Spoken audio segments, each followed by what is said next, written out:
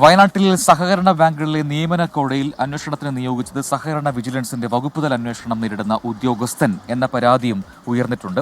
Assistant registrar K ജമാലിനെതിരെയാണ് പൊതുപ്രവർത്തകനായ റോയ് ജോൺ മുഖ്യമന്ത്രിക്ക് പരാതി നൽകിയത്. ബാങ്കുകളിലെ ക്രമക്കേടുകൾ സംബന്ധിച്ച് നൽകിയ പരാതികളിൽ നടപടി കൈക്കൊള്ളാത്ത ഉദ്യോഗസ്ഥനെ അന്വേഷണത്തിന് നിയോഗിച്ചത് അട്ടിമറി ലക്ഷ്യമിട്ടെന്നും പരാതിയിൽ പറയുന്നുണ്ട്. DCC ട്രഷറർ NM വിജയന്റെ മരണത്തെ തുടർന്നുണ്ടായ നിയമനക്കോഴ വിവാദം കത്തിപ്പടരുകയാണ്. ഇതിനിടയിലാണ് വയനാട്ടിൽ 5 സഹകരണ ബാങ്കുകളിലെ നിയമനങ്ങളുമായി ബന്ധപ്പെട്ട പരാതികളിൽ അന്വേഷണം നടത്താൻ സഹകരണ വകുപ്പ് തീരുമാനിച്ചത്. അന്വേഷണ ഉദ്യോഗസ്ഥനായി നിശ്ചയിച്ചത് അസിസ്റ്റന്റ് രജിസ്ട്രാർ കെ ജമാലിനെ. 30 ദിവസത്തിനകം റിപ്പോർട്ട് നൽകാനാണ് നിർദ്ദേശം.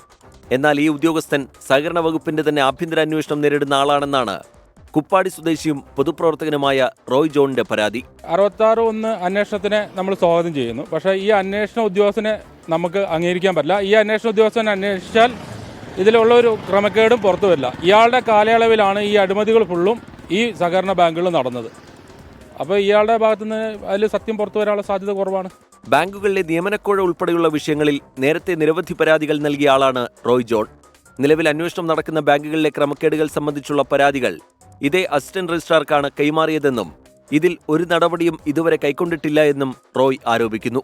അതിനാൽ തന്നെ നീതിയുക്തമായ അന്വേഷണം ഉണ്ടാകില്ലെന്നും കുറ്റക്കാർ ശിക്ഷിക്കപ്പെടില്ലെന്നും മുഖ്യമന്ത്രിക്ക് നൽകിയ പരാതിയിൽ പറയുന്നു.